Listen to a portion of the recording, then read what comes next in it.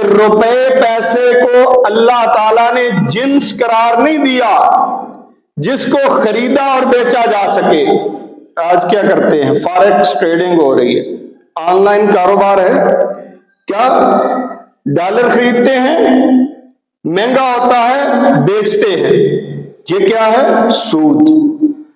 کیونکہ یہ روپیہ پیسہ جنس نہیں، جنس وہ ہوگی جس کی قدر و قیمت ہوگی، جس کو بیچ کے آپ اس کے بدلے میں روپے حاصل کر سکیں۔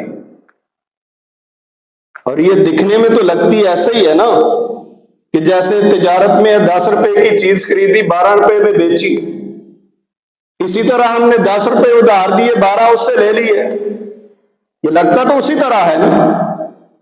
لیکن یہ حرام کیوں ہے اور تجارت جنس کی وہ مہنگی آپ فروخت کریں وہ حلال کیوں ہے؟ یہ سوال پیدا ہوتا ہے نا۔ وہ اس لیے کہ اللہ نے روپے کو، اس آپ کے کیش کی صورت کو کیا قرار دیا ہے؟ اس کو جنس قرار نہیں دیا کہ آپ اس کو خرید و فروخت نہیں اس کی کر سکتے۔ لیکن گندم خریدی ہے آپ نے، 100 روپے من خریدی ہے تو 200 میں بیچ دے، وہ حلال ہے کیونکہ وہ جنس ہے، وہ حلال ہے۔ لیکن اگر روپے پیسے کا آپ کاروبار شروع کر دیں گے تو کیا ہوگا؟ چیزیں پیدا نہیں ہوں گی، روپیہ مارکیٹ سے غائب ہو جائے گا، انفلیشن بڑھ جائے گی، مہنگائی بڑھ جائے گی۔ آج آپ کو مہنگائی کس وجہ سے لگتی ہے؟ کیا ہمارے ملک میں تجارت نہیں ہو رہی؟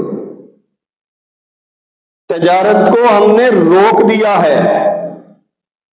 ہم نے ان تاجروں کو جو بیچارے ایک چیز پروڈیوس کرتے ہیں چھوٹے چھوٹے یونٹ لگا کے مارکیٹ میں بیچتے ہیں، ہم نے ان پہ پابندیاں لگائی ہیں۔